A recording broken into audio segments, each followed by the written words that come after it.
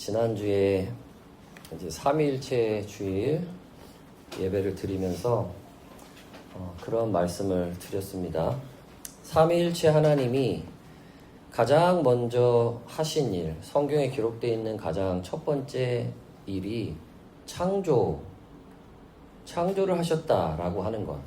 이것이 무슨 의미인가 좀 우리가 생각해 봐야 된다라는 질문을 드렸는데요. 지난주 이 설교를 하고 나서 한 주간을 지내는데 이 질문이 굉장히 우리에게 중요하구나 라는 고백이 들었어요.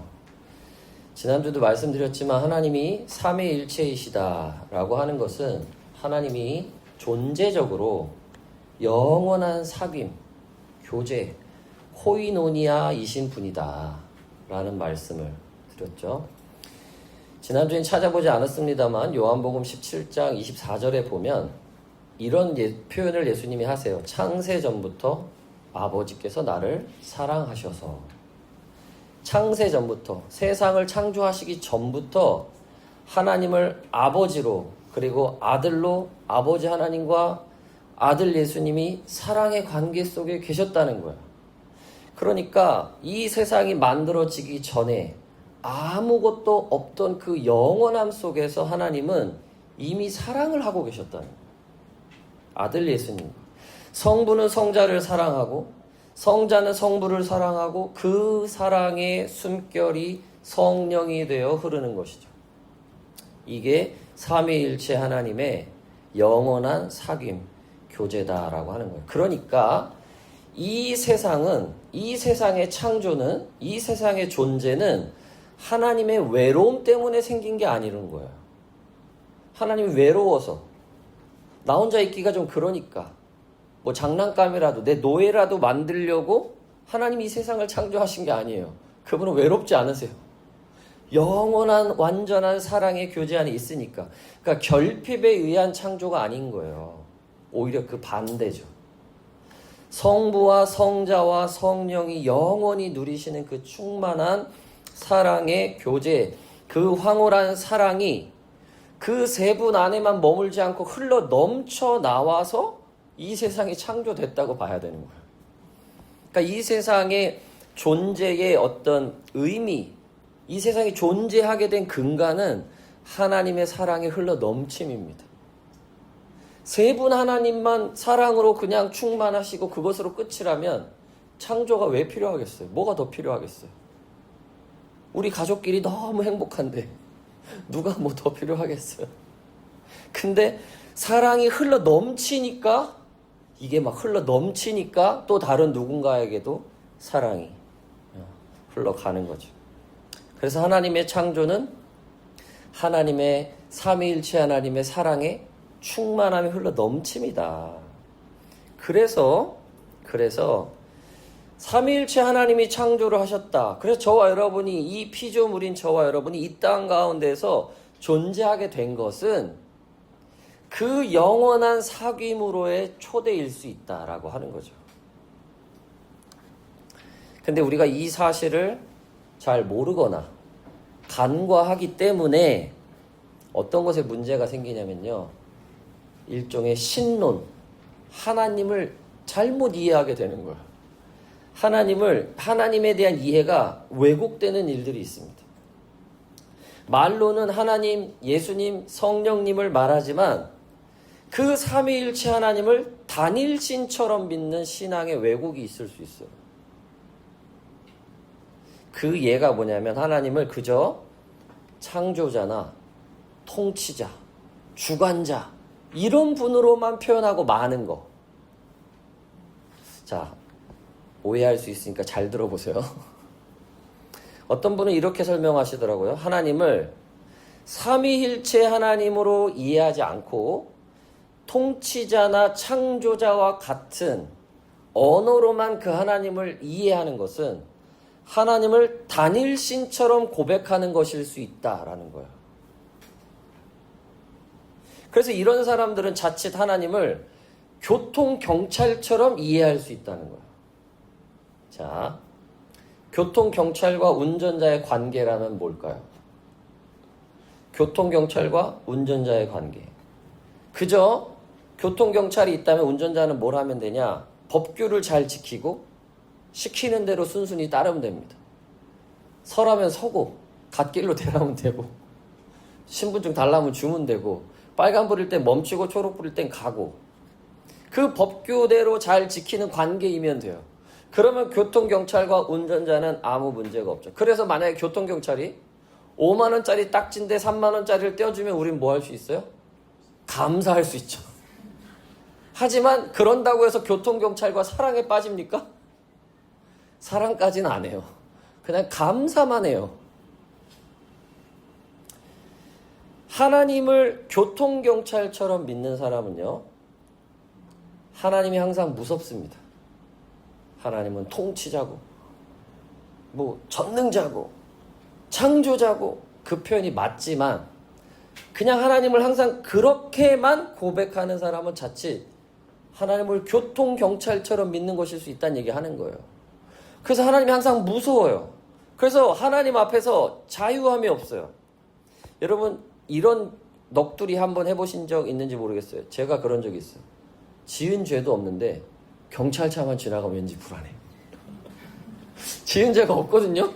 근데 경찰차가 막 삐요 이건 아니고 경찰차가 뭐죠? 삐뽀인가? 하여튼 경찰차가 저 멀리서 오면 나는 내가 과속을 한 건데 아는데 내가 뭐 잘못했나? 순간 이런 생각이 들 때가 있어요. 이게 경찰과 나의 관계죠. 근데 하나님을 그렇게 믿는 사람들이 있다니까요. 하나님을 생각하면 한없이 평안하고 기쁘고 하나님을 너무 사랑하고 막 좋아야 돼. 그런데 하나님을 조금 생각만 하면 내가 조금 더 잘 살았어야 되는데, 내가 기독교인답게 살았어야 되는데, 내가 이번 한 주간 좀 말이라도 조심했어야 되는데, 하나님을 생각하면 항상 이런 표현이 먼저 나온다. 여러분 잘 성찰해 보셔야 돼요. 내가 하나님을 교통경찰처럼 믿는 걸지도 몰라요. 제가 예전에 저희 집에 아버지가 목수셨거든요. 비 오는 날이 전 되게 싫었어요. 왠지 아세요? 아버지가 일을 못 나가시니까. 학교 끝나고 집에 오면 아빠가 있는 거야. 우리 아빠는 너무 무서웠거든요. 그러니까 비가 오면은 집에 가는 게 싫어. 어디 놀 데도 없는데.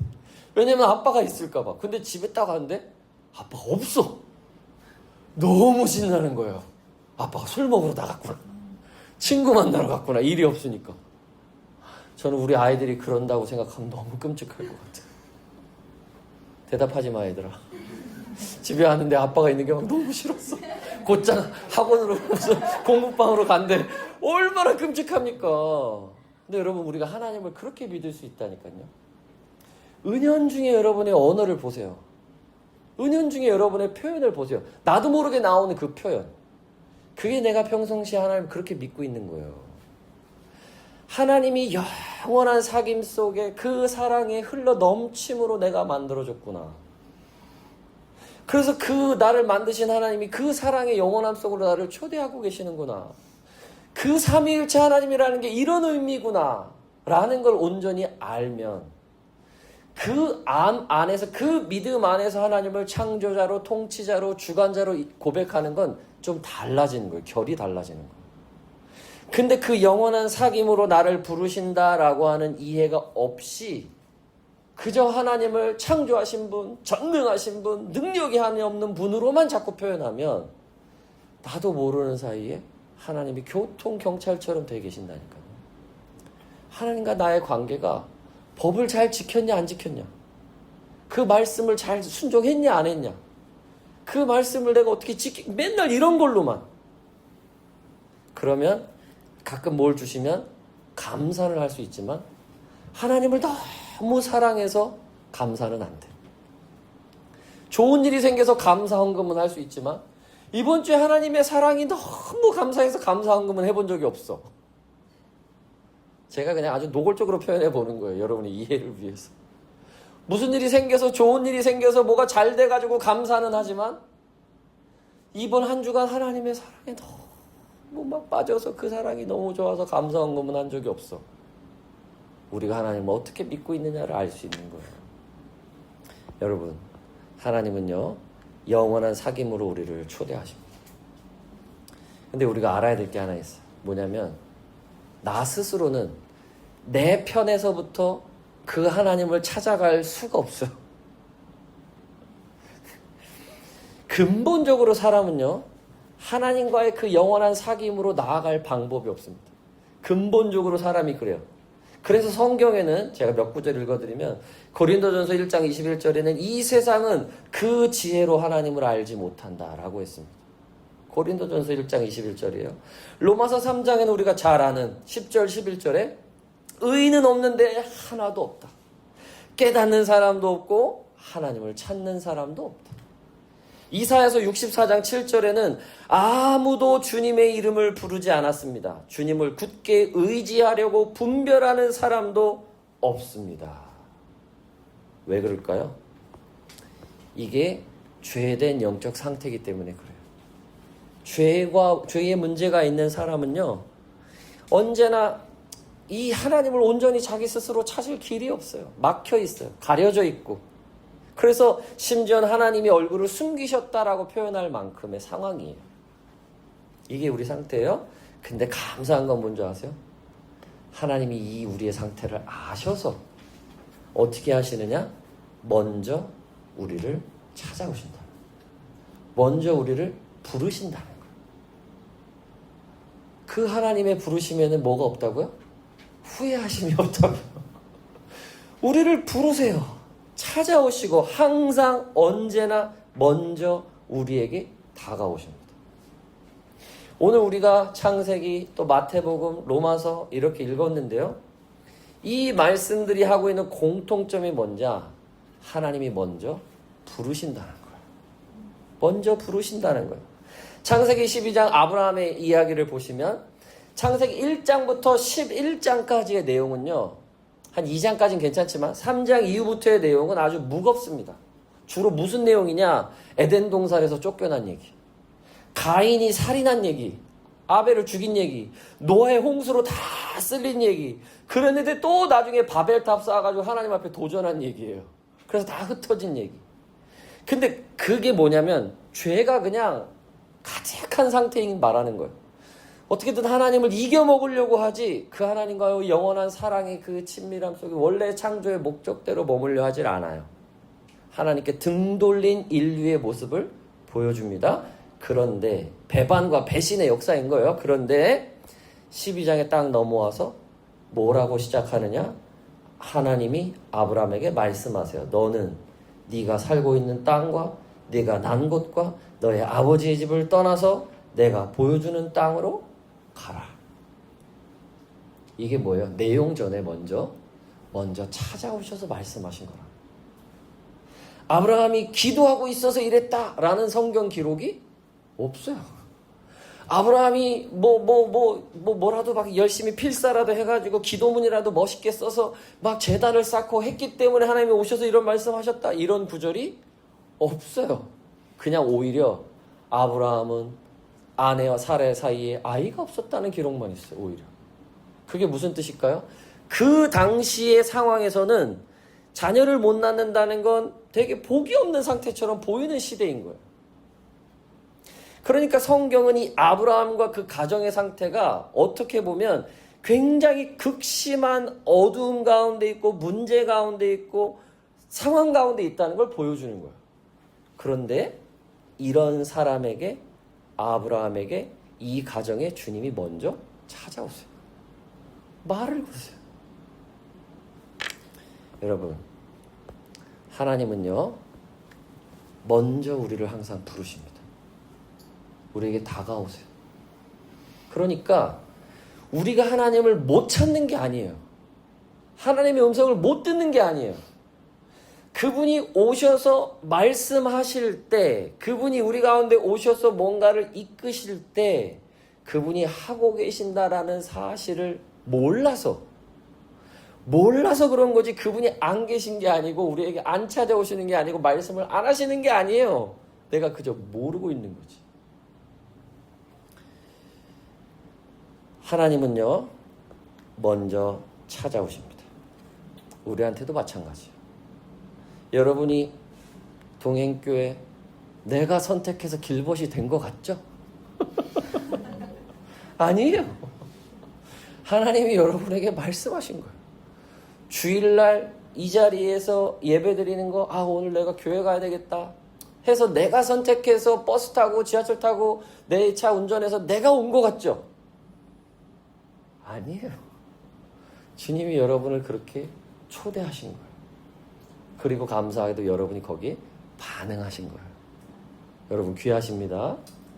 하나님 먼저 그렇게 부르세요. 마태복음도 그걸 보여주는 거예요. 마태복음 9장 9절 예수께서 길을 가시다가 거기서 떠나서 길을 가시다가 마태라는 사람이 세관에 앉아있는 것을 보시고 말씀하셨다. 나를 따라오너라. 이 마태는 세리예요.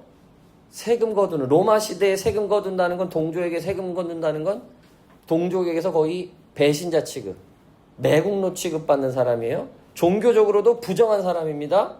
근데 이 마태가 대단한 기도를 하거나 회개를 하거나 뭔가를 준비하고 있어서 주님이 오셔가지고 하신 게 아니에요. 이 마태는 그냥 뭐 하고 있었냐면 세관에 그냥 앉아 있었어요. 평소처럼 자기 민족에게 무시당하면서 세금 거두면서 공격적으로 있었을지도 모르죠.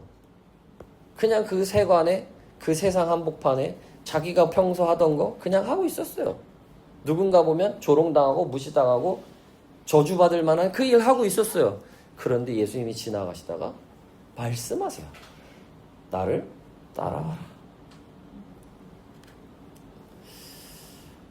먼저 뭐가 되라고도 하시지 않으셨어요. 먼저 세리직을 그만두고 나를 따르라고도 안 하시고 회개하고 오라고도 안 하셨어요.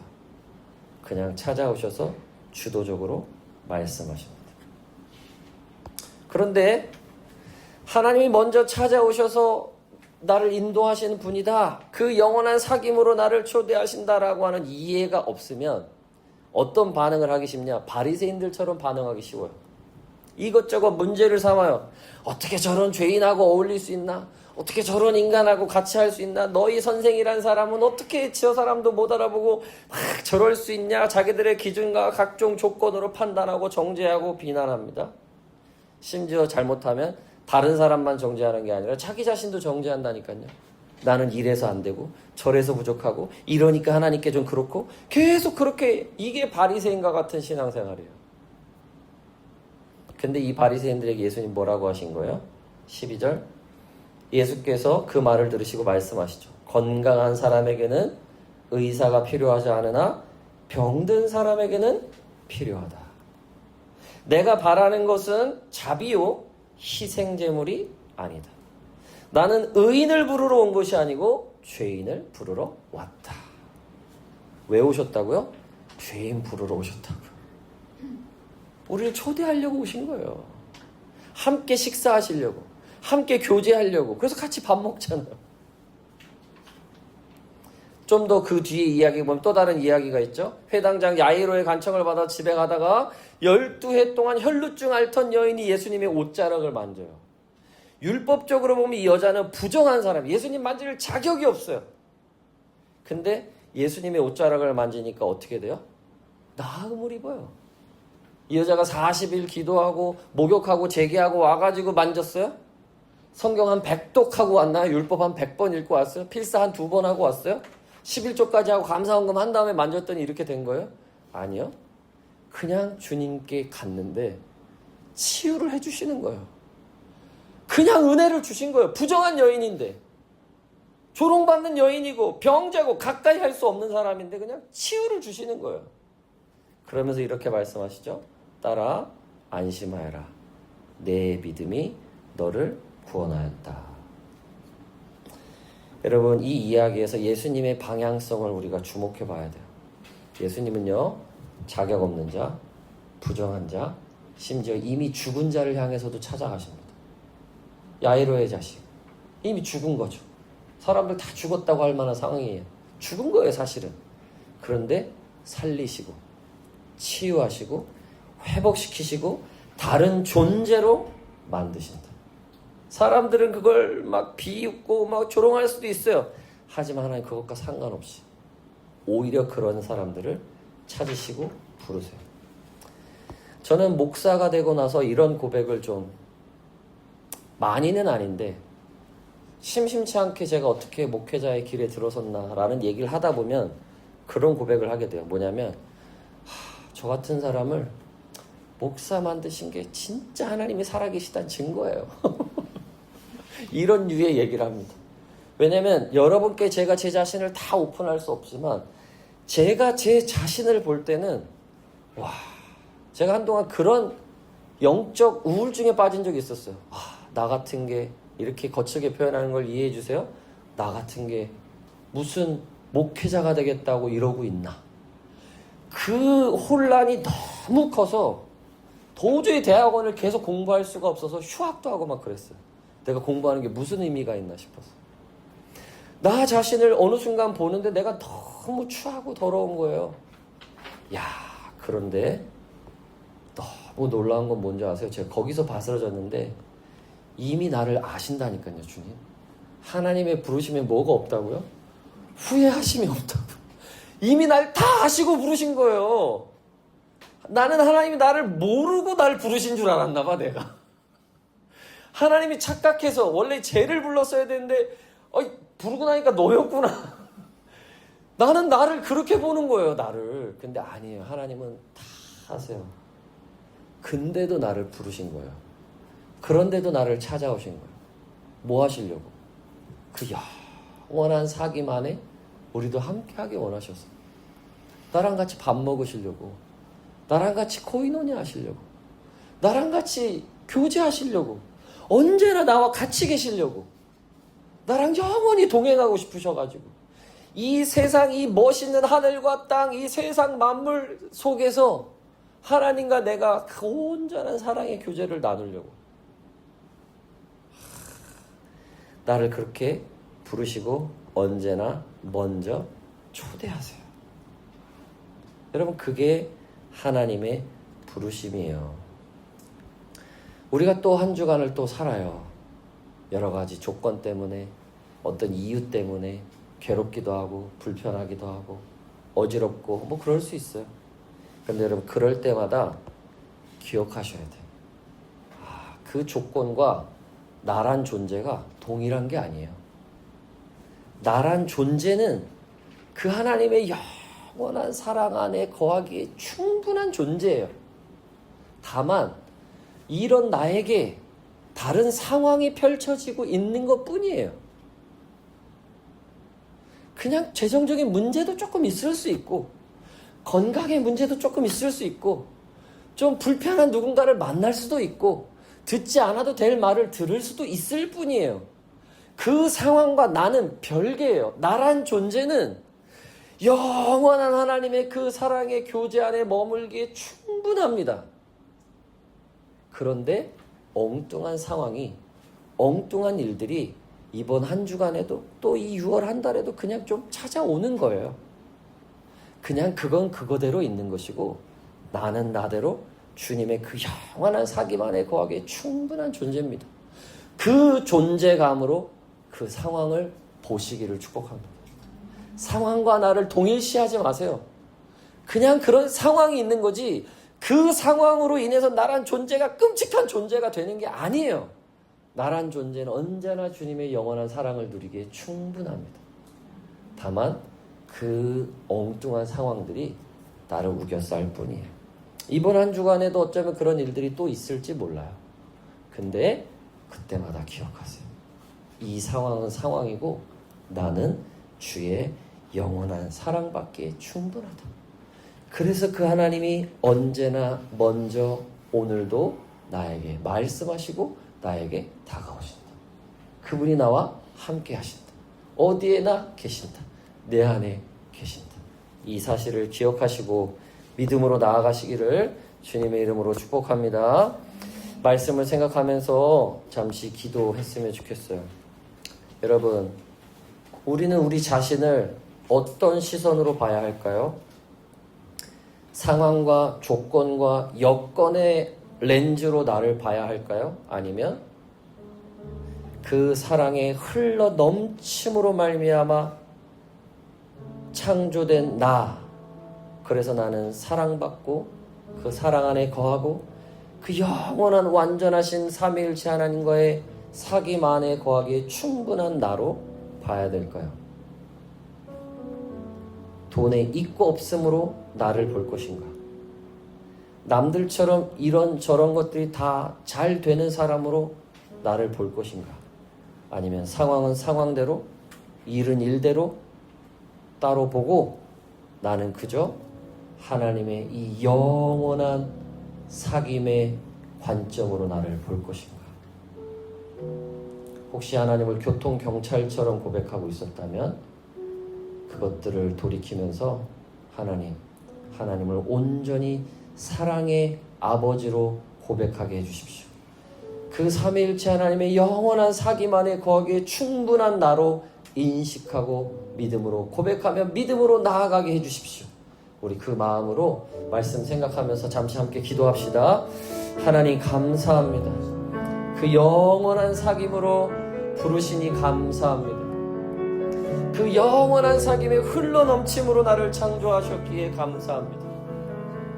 상황 때문에가 아니라 조건 때문에가 아니라 나는 나로서 하나님의 그 영원한 사귐 안에 거할 수 있으니 감사합니다. 맞습니다. 하나님, 나는 그런 존재입니다.